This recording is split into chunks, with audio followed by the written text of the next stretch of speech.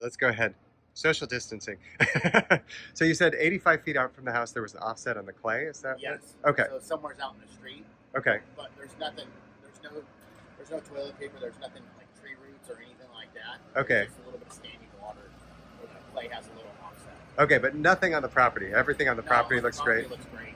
And it's all ABS until it hits the clay? Yes. Okay. Yep. Okay, great. Thanks, Daniel. All right, so this is Casey. He's your inspector. Hello, Casey. How you doing? How are you? And we're going to go through what he found. That's what we're going to do. Okay, so the first thing that I noted was inside the electrical panel itself, which is now re-locked up with a padlock, but inside the electrical panel, there's about 3 or 4 double tap neutral wires inside the panel. So inside the panel, there's a strip of screws that you'll see in the picture that I send you, and there should only be one white wire going into each screw. And you'll see in the picture there's multiple wires, like 2 of them going into one screw in multiple different areas. There's room to take those extras out, put it into an empty screw, or if you needed to double tap anything, you can double tap the ground wires, which are the all copper wires and not the white. So the white wires are double tapped, so there's 2 wires underneath the screw in a hole, and there should only be one wire in a hole with a screw. And there are plenty of holes with screws available. Okay, so that just needs to be sort of sorted. Letting you know that both AC units are 2004 model, so they're original. Okay. So just putting it in red so you're aware of it. Home warranty is recommended. And they're working? And they're working? Yeah, everything's working really well. Both furnaces are 2003 models in the attic, so everything's original on that. Same with your water heater, it's a 2003 model. So if you guys haven't discussed the home warranty, I'd recommend one based on the age of all these components. So up in the attic is the heating unit, which is 2003, and then in the outside are the condensers for the AC system. Those are 2004? Correct. Okay. Correct.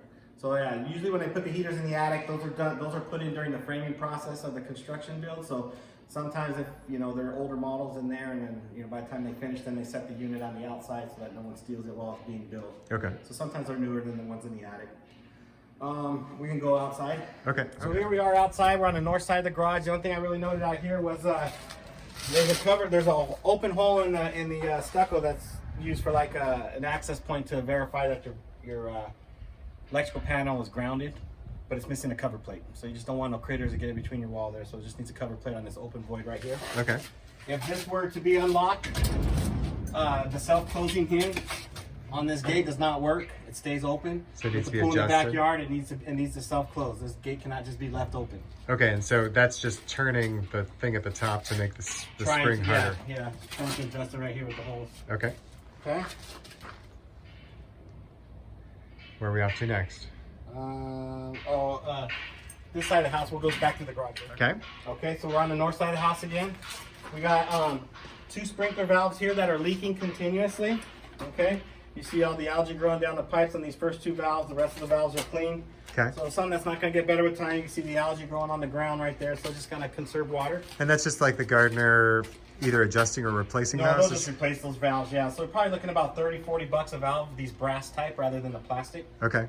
But yeah, that would be how you fix that. Okay. We have 2 AC units, west and east. This east unit, they're both the same size. And they say protect me with no bigger than a 35 amp fuse. So inside the disconnect boxes here, you pull this cover out and they have fuses. This east unit has 50 amp fuses inside of it where it says protect me with no bigger than a 35. Okay. Okay, so inside here we got to swap out these 50s and put 35s in here to match the other unit. And that one does have a 35. This one's fine. Okay. So this is how it was when it was built. Excuse, this one's good, this one's not. Okay. Here's your Mr. system right here. That's your Mr. pump. It works good. It runs off with a switch close to the pool equipment. I've taken my Sharpie and I've labeled the switch.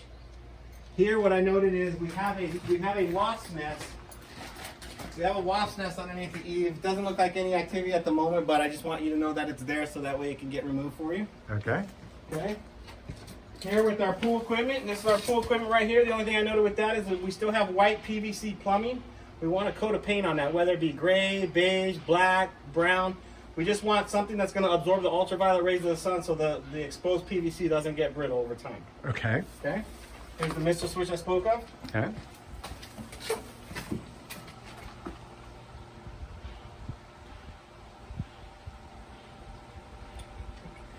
Okay, come on. Okay. So, This is your pool light right here. It's right outside the master bedroom. There's a switch on the wall. I labeled it pool light. That does your pool light. You have 3 outlets on the outside of the house. Okay, we have 2 on this west side that are not GFCI protected. We have one by the front door that's not GFCI protected. So what that tells me is that there was an outlet in the garage that had the buttons on it that somebody removed over the time. And so therefore there's no GFCI protection on the exterior outlets as well as inside the garage. So if you put the GFCI switches into the garage, then it should probably cover Yes. out here. So there's ways to do that. You can have an electrician troubleshoot which one of the 4 outlets inside the garage should have the GFCI outlet with the buttons, Okay. or go around and switch out the 3 outlets in the outside of the house with ones with their own buttons. Okay. Okay? Okay. Okay. Back in the garage. So we're in the garage. We have 4 outlets. We have one here, one there, one by the treadmill over there. None of them are GFCI protected. Again, that is required. You should have GFCI protected outlets in the garage. And one of these 4 used to have an outlet that had buttons on it. Okay. Okay, if I had to guess, I would think it's this north wall.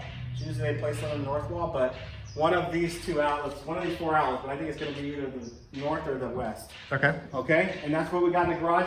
Going back to the water heater, another thing I know in the water heater is it's a 2003 model. When you replace it, make sure they put a drain catch pan underneath it. Okay. Okay. And a sediment trap, I assume. Well, yeah, that would be standard, yeah. Never know. And that's where we are. And then the other thing I noted here in the garage is the garage fire door, which is the door that separates the garage from the interior of the house. It's required to self-close and latch. When you open yours, it shuts, it doesn't self-latch. So if there was a fire from your garage or water heater, it's just going to blow this door open, and then the fire is going to enter your house. Is that just that the hinges need to be adjusted for a it little? needs to be adjusted kind of like the side gate, but it's Okay. not latching, so we just need it to latch. It's Okay. self-closing, but we need it to latch. Alrighty. Now we're Master bedroom. Yeah, master bedroom. What I know in the master bedroom, besides the obvious, is missing the slider screen door. It's on the side of the house. We have 6 windows that are missing screens. I don't know how many are on the side of the house. I don't count. I don't. Yeah, I count saw a lot are Just let me outside. know. Here, I just noted that the casters at the base of this slider are difficult. They're collapsed. It's difficult to open and close the slider. Okay, we like to see when we open it a little bit of rolling still. And when we Okay. close it, a little bit of rolling. So the casters on the bottom could use a little You can start with the assistance. lubricant. That's cheaper. If that works, so be it. If not, then again, the casters may need to be replaced. Okay. Here in the master bathroom, what I noted here is on the shower, Yep. the faucet to the shower.